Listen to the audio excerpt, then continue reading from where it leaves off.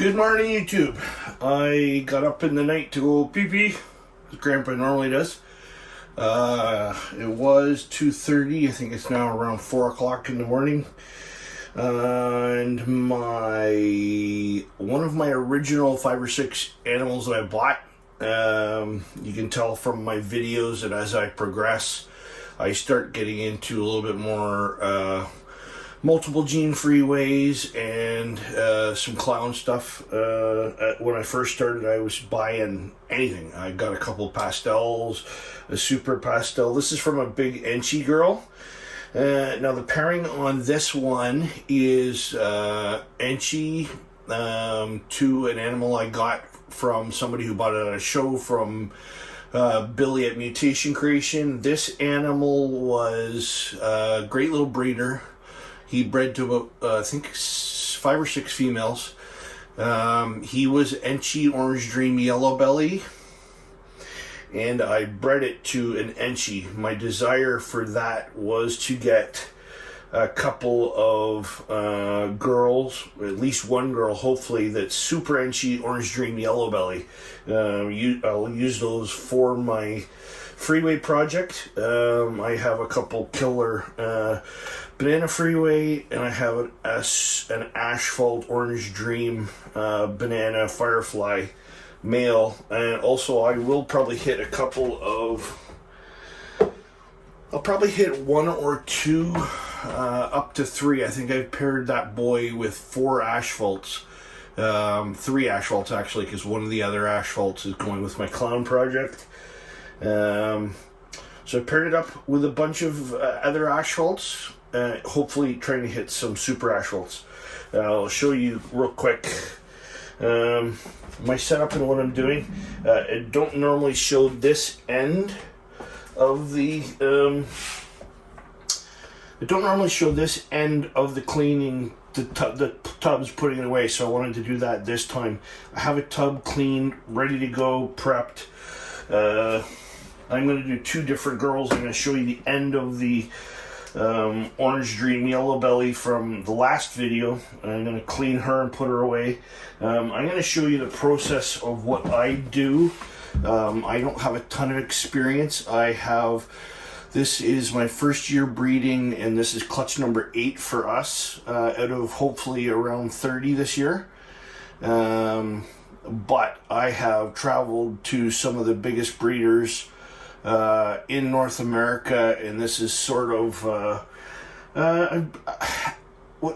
I've gone to a couple of the biggest breeders, and I've also gone to some of the smaller breeders that are very well known for their genetic knowledge, for their snake knowledge, for their knowledge in snake getting sick and stuff like that, whatever you would call that, guys with some biology background. So I'm really trying to nail my processes down.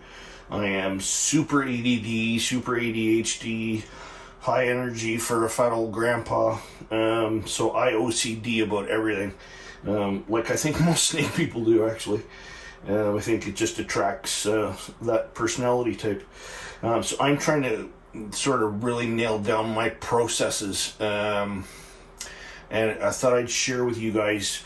What I don't want to share is I don't want to share or put blame of, well, Billy does this, or well, Justin does that, or well, Maddie or Jason or Maxell, whatever. And none of these guys that I would hold up to good things. I don't want to blame anything on them. I'm just going to show you what processes I've come up with from visiting them, walk you through the process of basically the tail end of this video.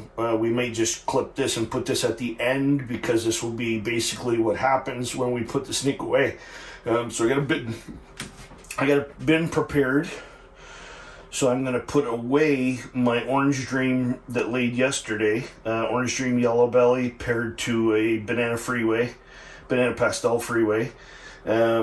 She laid 9 eggs yesterday. I've got another snake in the rack, the enchi that laid. So I'm going to put away him properly, put away the Orange Dream properly from yesterday. And then we'll take out the other one and set her up sort of, you know, just semi-permanent till tomorrow morning, because it's like 3:59 in the morning and I want to get back to bed.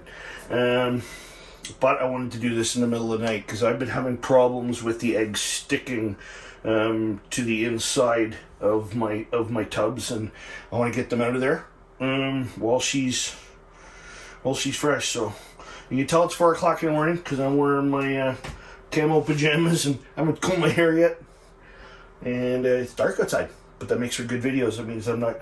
My son-in-law who edits my videos won't tell me stop standing in the sunlight. Okay, so here we go. So here's the tub setup. I think we can see the tub setup. I'm just going to check the camera, what the camera's looking at on my watch. Here we go. So I'm just going to bend this down to see that, and take the other girl out. So this is my setup, ready to go.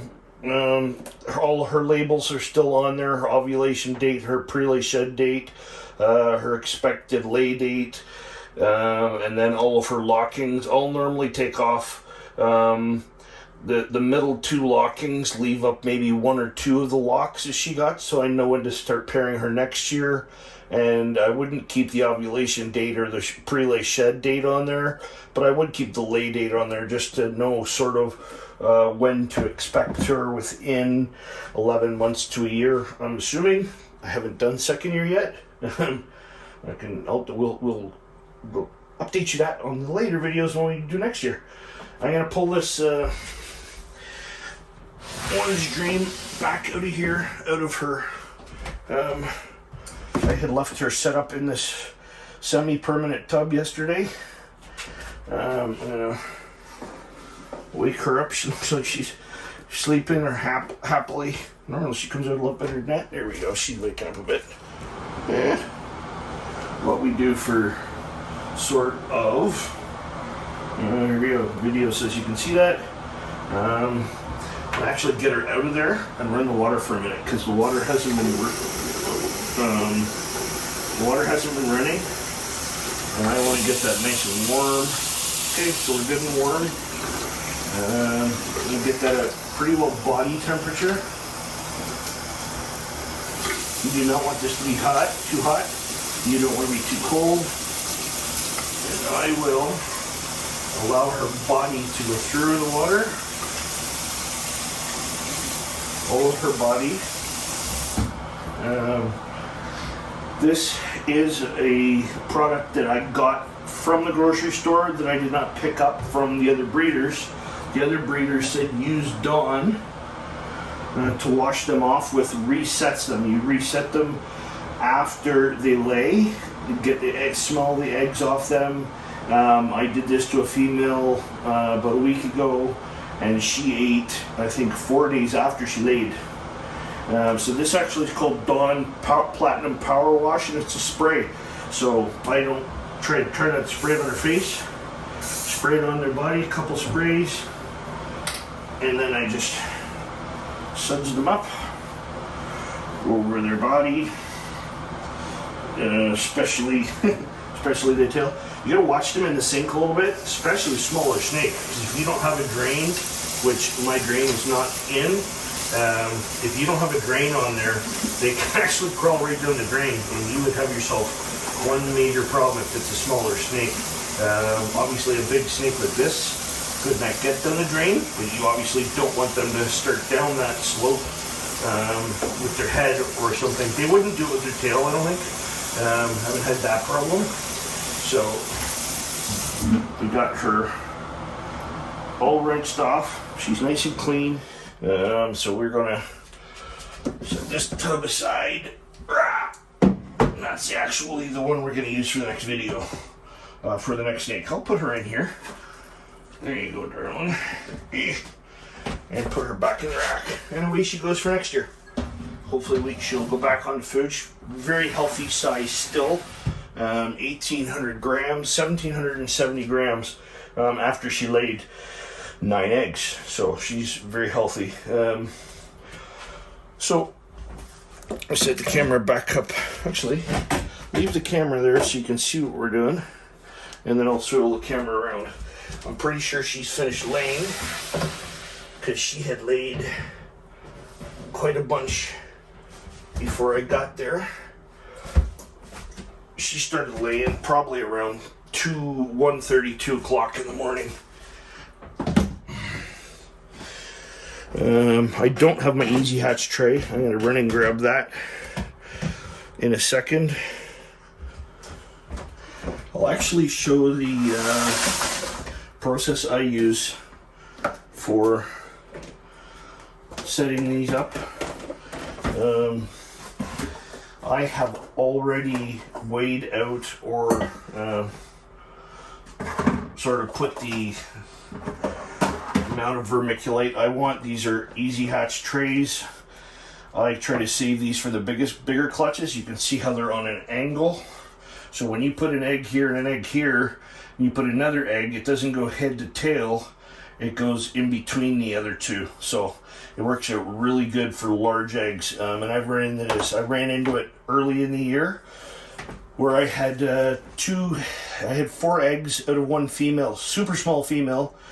She was only like 1,600 grams, and she threw out big, long eggs that wouldn't fit in the Easy Hatch tray, the other Easy Hatch trays. Side to side in a row, they had to alternate, so I could only fit 5 eggs on that tray. She luckily only had 4. This female's gonna have long eggs, and she has, I think she has 9 under there. So hope this will get everyone in there. These are Easy Hatch trays. No, these are Dragon Hatch trays from Cornell's World. Dave Palumbo has somebody that sent him some green ones. So check out Dave Palumbo's video maybe about a month ago. Sometime in May. Somebody sent him, and I don't know where you get them in the US. And they actually says Dragon Hatch rate on there. You can't see it because it's, you'd have to get it in the specific light. I'm going to run and grab some hot water.